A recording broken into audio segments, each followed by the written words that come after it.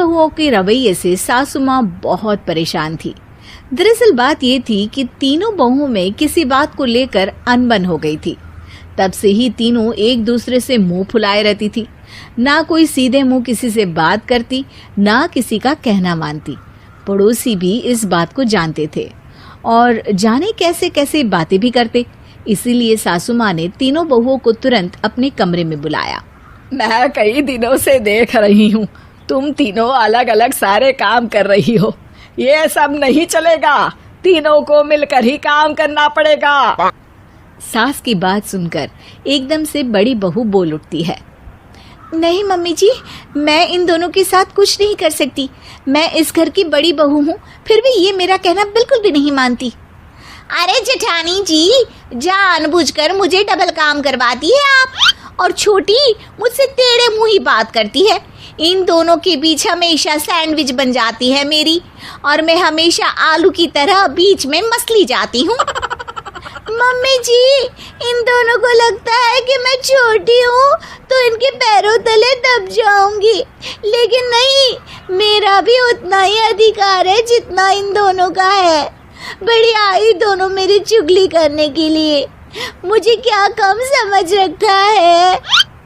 तीनों बहू एक दूसरे से बहस करने लगती है और सास दोबारा ये देखकर टेंशन में आ जाती है और सबसे कहती है, चुप हो जाओ, अब से तुम तीनों सारे काम एक साथ करोगी, आंख बंद करके एक दूसरे की बात सुनोगी।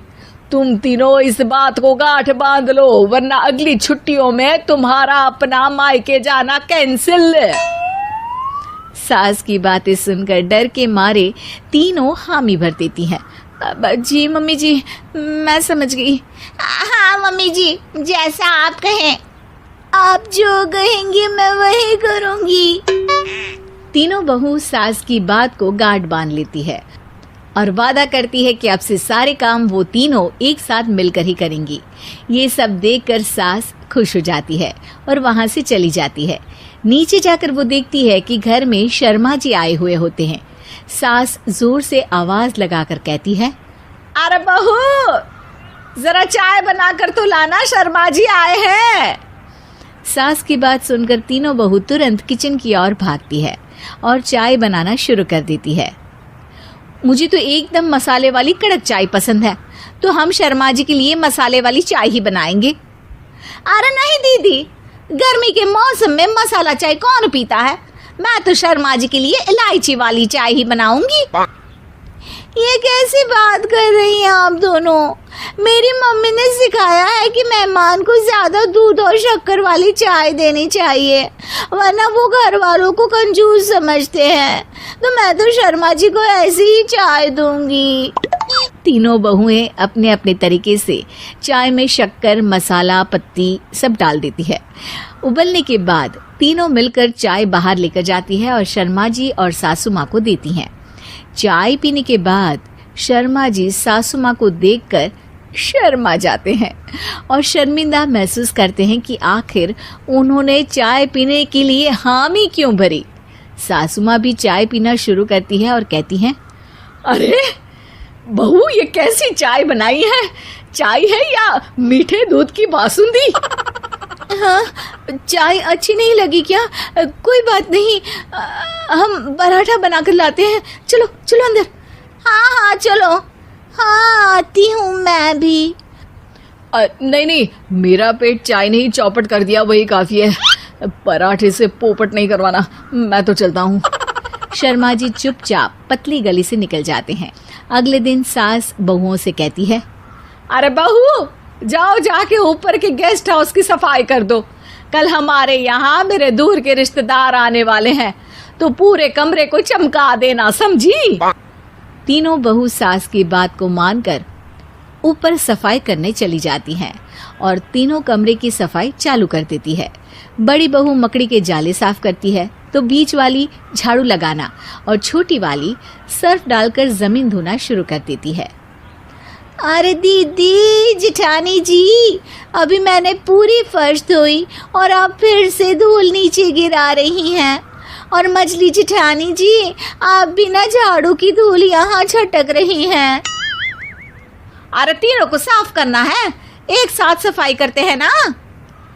अरे वही तो, हम साथ साथ हैं, घर साफ साफ है। तीनों बहू ऐसे ही काम में उलझ जाती है और 2 घंटे तक एक ही कमरे की सफाई करती रहती है। बहुत देर से अपनी बहुओं को ना देखने के कारण सास ऊपर कमरे में उन्हें देखने जाती है, लेकिन कमरे में घुसती ही वो गीली फर्श पर फिसलने के कारण नीचे गिर जाती है। ओरी मोरी मैया, हड्डी मरोड़ के रख दी। आए मेरी तो कमर ही टूट गई रे। तीनों बहुएं सास को उठाती हैं और बिस्तर पर सुला देती है। अरे मेरे हाथ पैर दर्द कर रहे हैं, दबा दो, आराम मिलेगा। हाँ जी माँ जी। अरे जी माँ जी। और तीनों बहुएं एक साथ सास के हाथ को दबाना शुरू कर देती हैं। माँ की तो चीख ही निकल जाती है और नतीजा ये होता है कि सास के बचे हुए शरीर में भी दर्द उठ जाता है। हाय राम, ये क्या कर दिया तुम तीनों ने।